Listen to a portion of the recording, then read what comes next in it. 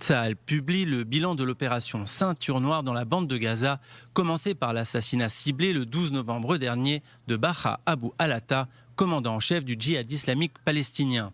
Le groupe avait répliqué en tirant plus de 400 roquettes et obus de mortier sur le sud et le centre d'Israël en 48 heures.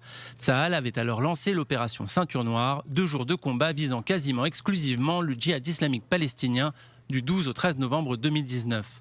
Le chef d'état-major Aviv Kochavi a résumé les conclusions de l'enquête quant à cette opération militaire, saluant le professionnalisme d'un système qui enquête afin d'analyser les succès et les erreurs dans le but de s'améliorer.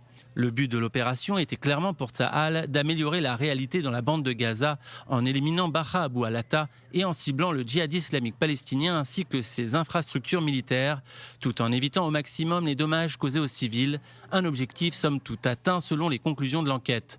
La défense israélienne est également saluée, 90% des roquettes interceptées et d'autres opérations qui ont empêché des attaques complexes autour de la clôture de sécurité. L'attaque ciblée à Deir al-Balah, au cours de laquelle 8 civils non impliqués ont malheureusement été tués, a également fait l'objet d'une enquête. La précision des tirs israéliens est mise en exergue, tandis que l'organisation terroriste exploitait sa population délibérément dans un environnement civil.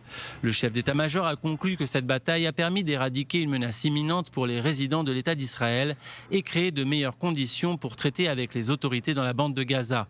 Les enseignements tirés de l'enquête qualitative constituent la base d'une préparation continue à l'amélioration de la guerre des forces de défense israéliennes en général et du commandement du Sud en particulier.